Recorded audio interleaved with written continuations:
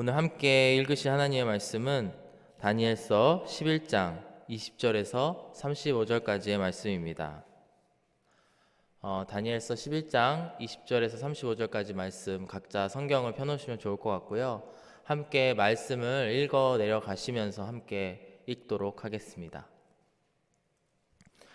우리가 오늘 함께 몇 주 동안 이렇게 함께 묵상하고 읽고 있는 다니엘서는 지난주에도 말씀을 드렸지만 좀 우리에게 어려운 책으로 다가올 수가 있다고 말씀을 드렸습니다.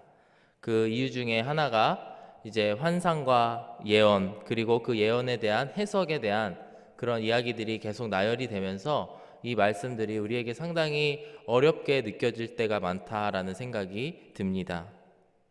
그 두 번째 이유를 꼽아본다면 바로 이 예언에 대한 해석이 다루고 있는 그 역사적인 시대가 우리에게 상당히 익숙치 않은 그런 시대, 그 시대에 대한 예언을 하고 있다라고 하는 것입니다. 다니엘서에서 하나님께서 예언하고 계시는 그 역사적인 기간은 언제냐면 바로 이 구약 성서가 마무리가 되고 신약 성서가 시작되기 전에 그 중간기인 intertestamental 기간이라고 하는데요. 뉴 테스트먼트와 올 테스트먼트 사이에 있는 기간, 한국말로는 신구약 중간기라고 할 수 있는 이 역사에 대한 이야기를 하고 있기 때문입니다. 지난 몇 주간 살펴본 그 본문에서는 이 중간기에 나타나는 여러 가지 굵직굵직한 역사적인 사건들에 대해서 이야기가 되었습니다. 나라가 어떻게 변하고 그 가운데에서 하나님께서 어떻게 역사하시는지에 대한 내용들을 함께 살펴보았습니다. 어제부터 함께 살펴보고 있는 이제 다니엘 11장 같은 경우에는 우리에게 조금 더 어렵게 다가올 수가 있을 것 같습니다. 왜냐하면은 그 내용들을 살펴보면은 상당히 구체적인 역사적인 사건들에 대해서 예언을 하고 있다라고 하는 것입니다. 11장의 그 예언이 너무나 구체적이고 또 실제로 그 때가 됐을 때에 그것이 성취되는 것들을 보았기 때문에 예언 후에 지금 2000년 이상의 시간이 흘렀는데요.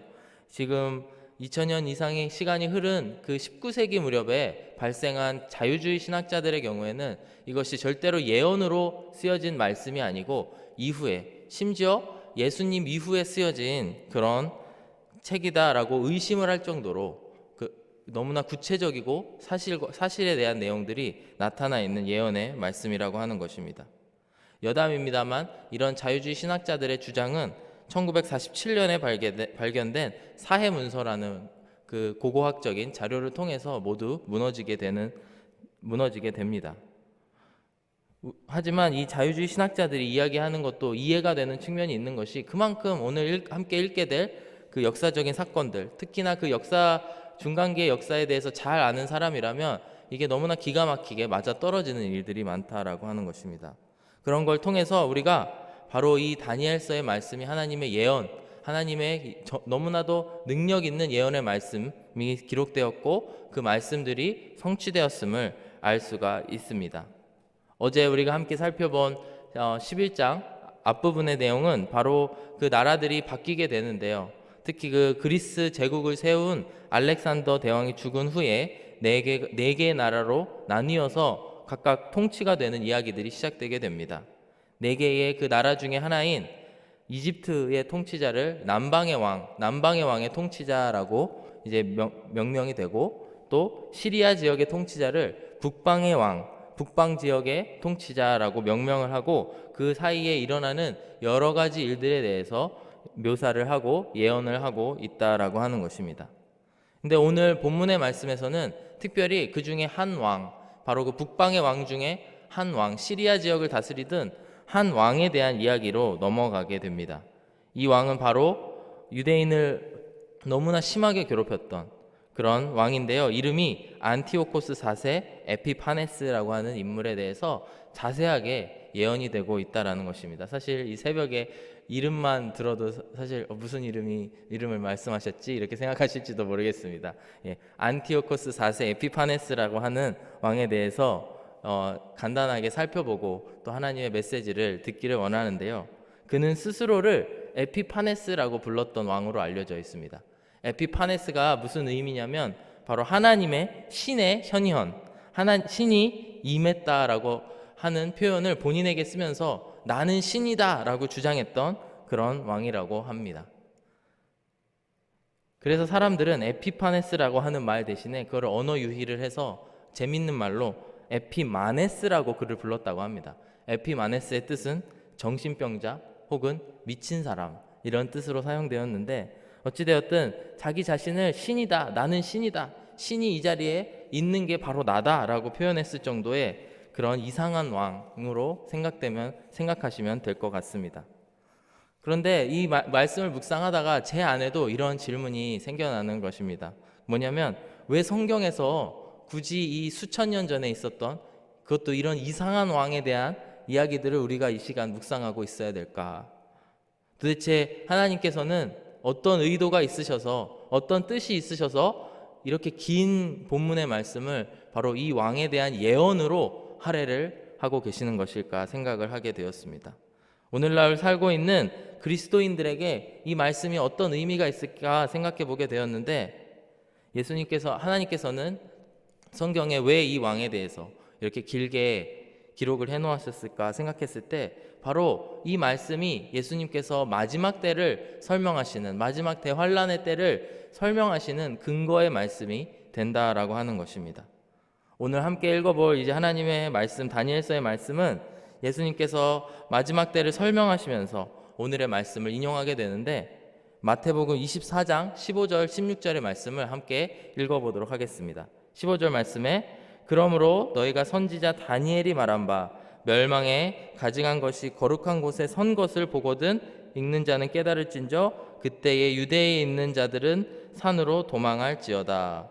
바로 예수님께서 다니엘서 말씀을 인용을 하시는데, 이곳에서 말하는 가증한 것이 거룩한 것에 섰다라고 하는 것은 이 에피파네스 왕이 이제 유대를 핍박하면서 그 성전 한가운데에 제우스 신상을 세우게 되는데, 그 일을 다니엘이 예언을 하였고, 예수님께서는 그 예언한 것을 인용하시면서, 이미 예수님 때에는 성취가 된 역사인데요, 그거를 인용을 하시면서 보아라, 마지막 때에는 이렇게 하나님을 대적하는 적 그리스도와 그의 제자들, 그의 무리들을 핍박하고 대항하는 적 그리스도와 같은 사람이, 그런 무리들이 나타나게 될 것이다 라고 이야기를 하고 있는 것입니다. 하나님께서는 이제 구약의 역사가 마무리되는 그 시점에서 이제 다니엘 시기부터 이제 메시아께서 오시기 전까지의 기간을 이렇게 기다리시면서 마지막 때에 오게 될 그 적그리스도의 그런 한 예표를 이렇게 보여주시면서 구약 시대를 마무리하시면서 동시에 궁극적으로는 마지막 때에 오게 될 그 적그리스도의 모습을 보여주고 계시다라고 하는 것입니다. 따라서 이 예언은 오늘날 우리가 살고 있는 단순한 역사적인 그런 사건에 대한 예언이 아니고, 오늘 우리를 살고 있는 이 신앙인들인 우리에게도 유효한 말씀이라고 생각이 됩니다. 왜냐하면은 마지막 때에, 그게 언제가 될지는 모르지만 예수님께서 다시 오실 그때에 이 안티오코스 4세 에피파네스라고 하는 이 왕과 같은 적 그리스도들이 출몰을 할 것이다 라고 하는 것입니다. 그리하여서 우리가 그것을 알고 그 내용을 묵상하고 있어야지만이, 주님께서 말씀하셨듯이 그때가 되면은 산으로 도망가라 라고 하신 말씀처럼 우리가 그 시대에 잘 맞춰서 살아갈 수 있다라고 하는 것입니다. 본문 20절과 21절의 말씀을 함께 읽어보시길 원하는데요, 이 말씀에서는 안티오코스 4세 그 에피파네스 왕이 어떻게 왕이 되었는지 그 이야기와 굉장히 닮아 있습니다. 아닙니다. 그거에 대해서 똑같이 예언하고 있다라고 볼 수가 있습니다. 한 목소리로 20절과 21절을 읽어보기를 원합니다. 시작. 그 왕위를 이을 자가 압제자를 그 나라의 아름다운 곳으로 두루 다니게 할 것이나 그는 분노함이나 싸움이 없이 몇 날이 못되어 망할 것이요, 또 그의 왕위를 이을 자는 한 비천한 사람이라 나라의 영광을 그에게 주지 아니할 것이나 그가 평안한 때를 타서 속임수로 그 나라를 얻을 것이다 라고 이야기를 합니다.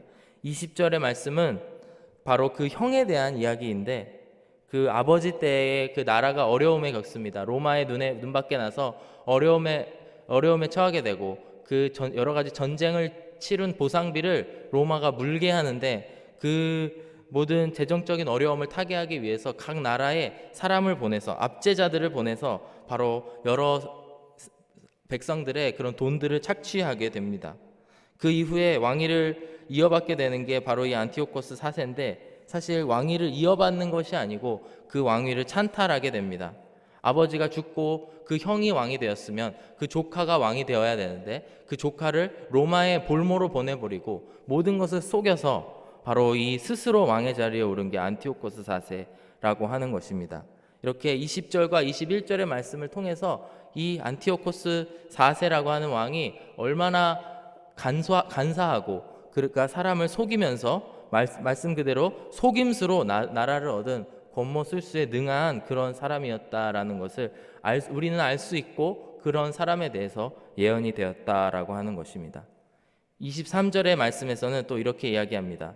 그가 약조한 후에 그는 거짓말을 행하여 올라올 것이요 소수의 백성을 가지고 세력을 얻을 것이며 라고 이야기를 하는데, 이 내용은 어떤 역사적인 배경에 대해서 이야기를 하냐면, 당시에 말씀드렸다시피 시리아의 왕인 이 안티오코스 4세와 또 그 당시 이집트의 왕이 있는데, 그 또한 이 안티오코스의 조카라고 합니다. 그런데 여러 가지 그 국가 간의 관계에 있어서 계속 속임수를 쓰고 약조한 것을 절대 지키지 않는 그런 모습들을 통해서 참 이 거짓말의 자녀라고 하는 것처럼 이 마지막 때의 적그리스도의 모습들, 사람을 속이고 끝없이 겉모술수로 사람을 속이려고 하는 그런 모습들을 살펴보고 있다라고 하는 것입니다. 말 그대로 거짓말쟁이의 모습을 보여주고 있습니다.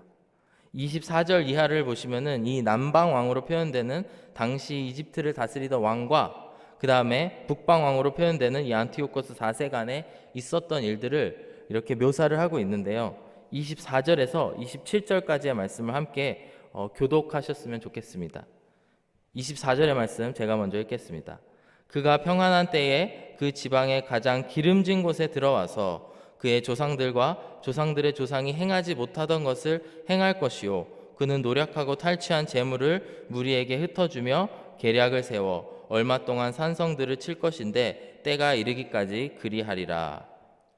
그가 그의 힘을 떨치며 용기를 다하여 큰 군대를 거느리고 남방왕을 칠 것이요, 남방왕도 심히 크고 강한 군대를 거느리고 맞아 싸울 것이나 능히 당하지 못하리니 이는 그들이 계략을 세워 그를 침이니라. 그의 음식을 먹는 자들이 그를 멸하리니 그의 군대가 흩어질 것이요 많은 사람이 엎드려져 죽으리라. 이 두 왕이 마음에 서로 해하고자 하여 한 밥상에 앉았을 때에 거짓말을 할 것이라. 일이 형통하지 못하리니 이는 아직 때가 이르지 아니하였으므로 그 일이 이루어지지 아니할 것임이니라. 아멘.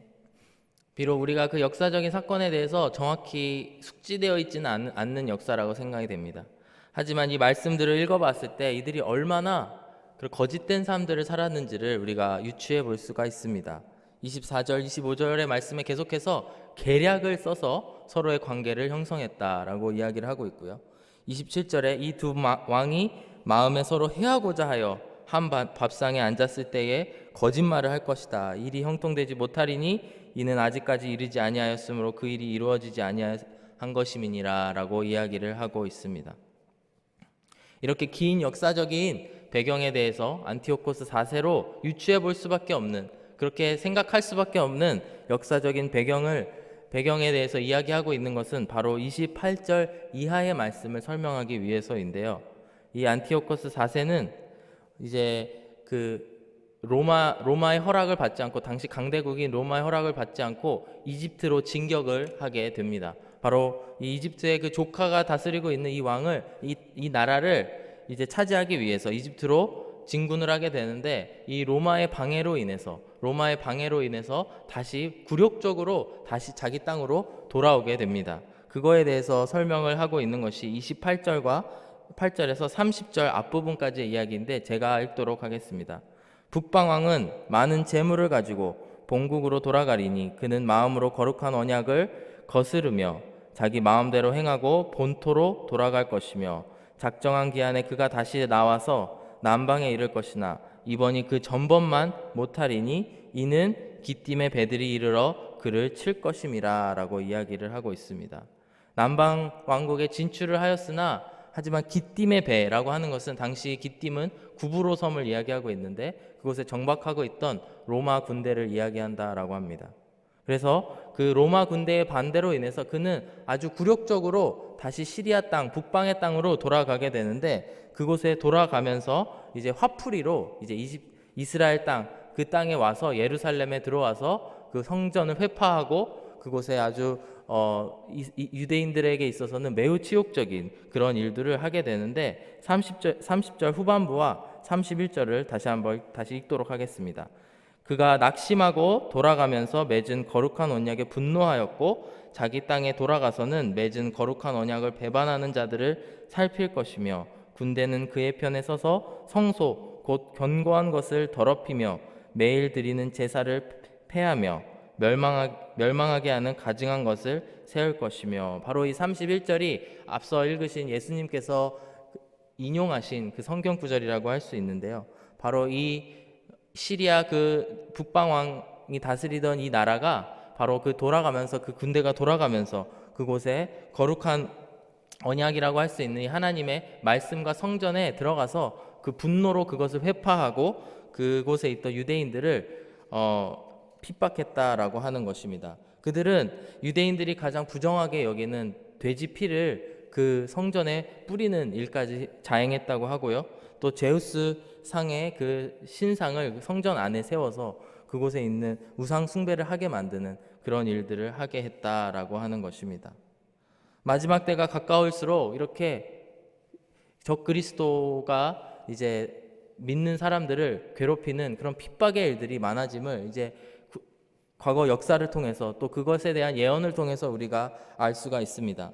적그리스도란 그리스도를 대적하는 세력들을 이야기하는데 마지막 때가 가까워질수록 우리가 지키고 있는 이 하나님의 성소라고 할 수 있는 이 하나님의 전이 망가뜨려질 것이고 또 매일 제사 드리는 그 예배 드리는 그것들이 폐하여질 것이고 그리고 우리들로 하여금 하나님의 성전인 우리들로 하여금 그 가증한 우상들을 섬길 수밖에 없는 혹은 섬기도록 만드는 일들이 많아진다라고 하는 것입니다. 그런데 32절과 33절 그리고 34절의 말씀을 함께 읽어보시면 바로 이런 적그리스도의 또 다른 모습이 나타나는데 이 말씀을 함께 묵상해 보기를 원합니다. 32절 말씀해 보시면 그가 또 언약을 배반하고 악행하는 자를 속임수로 타락시킬 것이나 오직 자기의 백성을 아는 백성은 강하여 용맹을 떨치리라. 백성 중에 지혜로운 자들이 많은 사람을 가르칠 것이나 그들이 칼날과 불꽃과 사로잡힘과 약탈을 당하여 여러 날 동안 몰락하리라. 그들이 몰락할 때에 도움을 조금 얻을 것이나 많은 사람들이 속임수로 그들과 결합할 것이며 라고 이야기를 합니다. 바로 적그리스도는 이렇게 하나님의 성전을 파괴하고 또 그곳에 있는 제사를 폐하고 그리고 그곳에 있는 사람들로 하여금 우상을 섬기게 하는 일에서 끝나는 것이 아니고 오늘 32절에서 34절의 말씀처럼 우리 가운데 있는 그런 믿었던 사람들, 하나님의 사람들을 꿰내어서 그들을 몰락하게 만들고 그들로 하여금 하나님을 배신하게 만드는 그런 일들을 자행한다라고 하는 것입니다. 마치 베드로전서 5장 8절의 말씀처럼 대적 마귀가 우는 사자와 같이 두루 다니며 삼킬 자들을 찾는다라고 말씀한 것처럼 속임수로 타락시킬 자들 그리고 그곳에서 많은 사람들을 하나님을 배신하게 만드는 그런 일들을 한다라고 하는 것입니다. 이런 여러 가지 측면에서 살펴보았을 때 안티오코스 4세라고 하는 이 왕은 너무나 완벽한 모습으로 적 그리스도를 구현해낸 그런 사람이라고 할 수가 있습니다. 우리가 하나님의 말씀을 살펴보았을 때 단순히 요한계시록의 말씀이나 또 예수님의 말씀 중에 일부만이 이런 적그리스도에 대한 이야기를 하고 있는 것이 아니고 그 몇백 년 전에 쓰여졌던 이 다니엘서 말씀에서 이미 그 적그리스도에 대한 이야기를 하시면서 하나님께서는 우리로 하여금 마지막 때를 기다리는 우리로 하여금 이것들을 생각하면서 대비하라라고 하는 말씀을 주고 계신 것입니다. 하지만 하나님께서는 우리에게 이 적그리스도에 대한 말씀을 오늘 주시면서 이렇게 어두운 부분, 힘든 부분에 대해서만 이야기하고 계시는 것이 아닙니다. 하나님께서는 우리에게 또 희망을 주고 계시는데 그것은 바로 오직 그분을 믿고 그분과 함께하면 모든 것을 이겨낼 수 있다라고 하는 소망을 주고 계시는데 32절과 마지막 35절을 다 함께 한 목소리로 읽어보기를 원합니다. 32절 말씀을 보시면 그가 또 언약을 배반하고 악행하는 자를 속임수로 타락시킬 것이나 오직 자기의 하나님을 아는 백성은 강하여 용맹을 떨치리라 말씀합니다. 35절 말씀도 읽어보시면 또 그들 중에 지혜로운 자 몇 사람이 몰락하여 무리 중에서 연단을 받아 정결하게 되며 희게 되어 마지막 때까지 이르게 하리니 이는 아직 정한 기한이 남았음이라 말씀을 하고 있습니다. 우리는 아직 이 땅을 살아가고 있습니다. 하나님께서 정하신 그 기한이 아직 남아있기 때문에 우리는 이 땅을 살아가고 있습니다. 마치 그 당시에 유대인으로서 이스라엘 땅을 살았던 사람들이 아직 기한이 남아있어서 그 안티오코스 4세 에피파네스라고 하는 위치광이 왕의 그런 핍박을 받을 수밖에 없었던 것처럼 우리도 이 땅을 살아가면서 어려움들을 많이 겪으실 줄로 믿습니다. 하지만 그 가운데에서도 오직 자기의 하나님을 아는 백성은 강하고 용맹을 떨치리라 하나님께서는 말씀을 하고 있습니다. 사람들이 무너지고 하나님을 배신하고 악행하는 자들에 의해서 속임수로 타락할지라도 그 외의 사람들, 하나님을 정확히 아는 그런 백성들은 강하고 용맹하게 된다라고 하는 것입니다.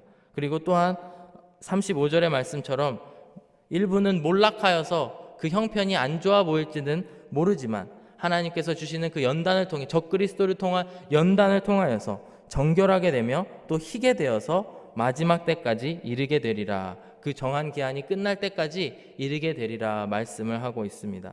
사랑하는 여러분, 오늘의 말씀이 참 어렵고 복잡한 말씀일 수도 있습니다. 하지만 이 말씀이 우리들 한 사람 한 사람, 특히나 마지막 때를 살아가는 우리들에게 희망의 메시지가 되었으면 좋겠습니다. 하나님께서는 이 적그리스도에 대해서 예언을 하신 분이시라는 것을 기억하셨으면 좋겠습니다. 그 의미가 무엇이냐면 그 적그리스도가 우리 눈에 보기에는 무서워 보이고 우리를 어렵게 만드는 존재일지는 몰라도 하나님이 하나님 아래에 있고 또 하나님은 그 위에 계시는 분이시라는 것입니다. 그리고 그 하나님을 정확히 아는 백성들을 하나님께서는 용맹하게 하시고 그 연단을 통하여서 희게 만들어서 마지막 때까지 이르게 한다라는 것입니다. 요한계시록 이제 마지막 부분에 해당하는 21장 말씀을 보시면 7절에 이렇게 말씀을 합니다. 이기는 자는 이것들을 상속으로 받으리라. 나는 그의 하나님이 되고 그는 내 아들이 되리라 말씀을 합니다. 우리가 마지막 때까지 이 어려운 연단의 과정을 이겨낸다면 바로 하나님의 자녀가 되는 그 권세를 상속을 받는 줄로 믿습니다. 오늘 이 시간 하나님의 말씀을 의지하시면서 살아가시면서 즐겁게 연단 받으시는 저와 여러분 되셨으면 좋겠고 그 과정을 통해 정결해지는 또 희게 되어지는 저와 여러분들이 되어서 마지막 때까지 하나님의 말씀을 의지하고 살아가시는 저와 여러분 다 되시기를 간절히 소망하고 축복합니다. 함께 기도하겠습니다. 사랑이 많으신 하나님 아버지 감사합니다. 이 다니엘 11장 말씀을 통하여서 은혜 주심에 감사합니다. 마지막 때를 살아가고 마지막 때를 기다리는 우리들에게 큰 소망의 말씀 주심에 감사합니다. 아버지 하나님, 이 세상은 점점 기울어져 가고 적그리스도의 때가 가까워지고 있습니다. 하지만 그럴 때일수록 그 너머에 계시는 그리스도 대신 예수님을 바라보는 저희들 될 수 있게 인도하여 주시옵소서. 우리들이 어려움을 통해서 연단을 받고 절대로 그 신앙을 잃지 아니하고 또 하나님께로 말미암아 정결해지는 그런 마지막 때를 살아가는 성도들 될 수 있게 주여 인도하여 주시옵소서. 감사드리며 예수님의 이름으로 기도드렸습니다. 아멘.